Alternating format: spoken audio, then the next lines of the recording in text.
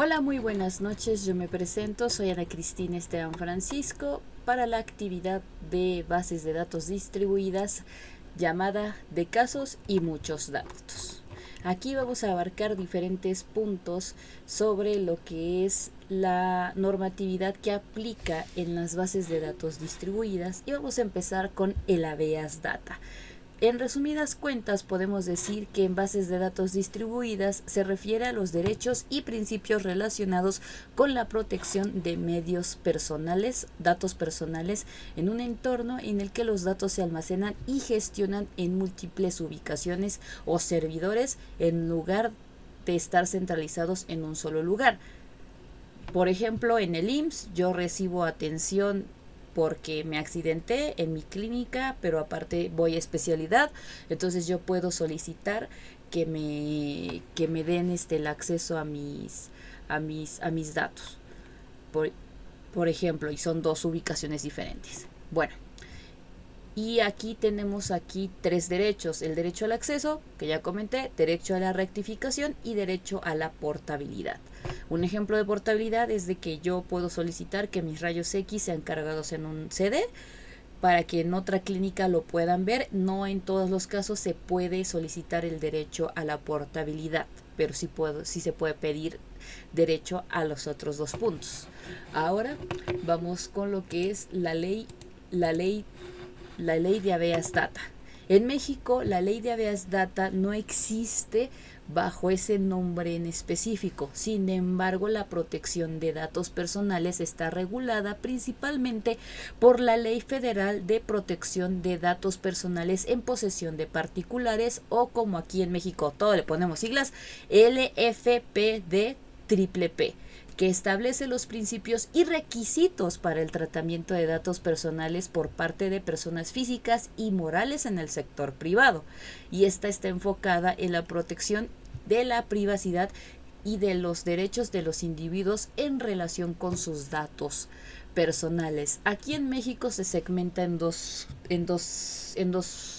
cosas: en el público y en el privado.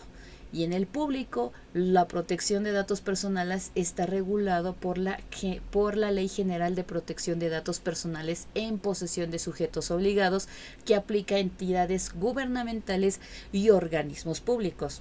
Un ejemplo de gubernamental: datos que tiene el IMSS, y organismo público, un servicio que estemos contratando, por ejemplo el servicio de internet.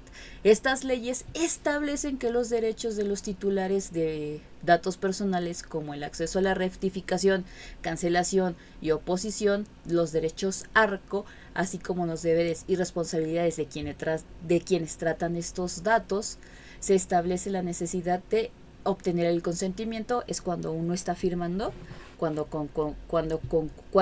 uno contrata un servicio o cuando se está solicitando el servicio del gobierno, ya sea por ejemplo una beca o un internet. Ese es un ejemplo que puedo dar así rápido. Ahora nos vamos a lo que es la división de habeas de data de acuerdo con Punselli. Encontrar información de este señor para mí fue bastante difícil hasta que encontré su ebook, pero principalmente, y también en sus dos conferencias, como lo podemos ver aquí, es principalmente decidir un grupo de personas tengan derecho a poder ingresar a sus datos personales. Y esto nació a raíz de un grupo de soldados que querían ver sus expedientes. Y con la llegada de la informática se logró controlar la información de manera más cautelosa, para así evitar grupos de persecución y perseguidos, como en décadas pasadas. El ejemplo que se puede dar fue con la dictadura nacional socialista, ya que con las tarjetas perforadas y expedientes y documentos se logró reconocer al grupo, pues a los grupos que ellos no querían, por ejemplo los gitanos y judíos. Entonces las potencias de la informática se dictaminaron cómo se fue manejando la información, y en 1981 es el convenio donde se protegen los datos y no puede la información no puede la información estar en manos de cualquier persona. Y aparte, una persona no puede estar fuera del universo de la información. Como mencioné hace un momento, se pueden segmentar en público y en privado en el caso de México, de tener todos los principios de protección de datos y de que en la información pública cualquiera pueda acceder a su propia información. Ahora nos vamos con la protección de datos personales. Bueno, aquí en la protección de datos personales, pues son un conjunto de medidas y regulaciones destinadas a garantizar la privacidad y seguridad de la información personal que las organizaciones recopilan, almacenan, procesan y comparten. Esto incluye datos como nombres, direcciones, correos y demás. Entonces, todo esto nos ayuda a que estemos protegidos. Y algunos accesos claves de la protección incluyen el consentimiento, ya sea cuando se firma algo, la minimización de los datos, que solo deben de las organizaciones recopilar los datos necesarios específicos para lo que lo ocupan, por ejemplo en el internet, de la calle, el departamento y ya, o sea, no necesitan saber nuestros correos ni nada. Acceso y control, seguridad de datos, la transparencia, la notificación de brechas de seguridad, por ejemplo, al momento de que estamos en la aplicación de mi Telmex o nuestro servicio de internet, nos avisa, tienes que tener para tu contraseña de internet mayúsculas, minúsculas, números y signos especiales. Y derecho al olvido. Eso es muy importante y creo que a mucha gente se le olvida.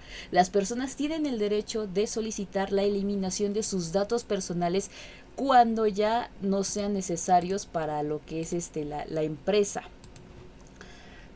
Para los fines para los que lo recopilaron. Ejemplo, yo estuve con Total Play y estaban moleste que regresara y yo así como que sí les dije, ¿saben qué? Quiero ejercer mi derecho al olvido. Me estuve como 2 horas ahí, pero sí, ya. Y ya de ahí ya no recibo ni llamadas ni de Total Play ni de Movistar porque también a cada rato me estaban chingando. En muchos países se ha promulgado las leyes de protección de datos para regular estas cuestiones. Por ejemplo, el Reglamento General de Protección de Datos de la Unión Europea es una ley importante en este ámbito y muchos otros países han implementado leyes similares. Y estas leyes establecen los estándares para la protección de datos personales. Y el derecho a la intimidad. Pues el derecho a la intimidad generalmente abarca varios aspectos que incluyen privacidad personal, privacidad de la información, privacidad corporal y privacidad en las comunicaciones y privacidad en nuestro lugar de trabajo. Eso sería todo, espero y les haya gustado.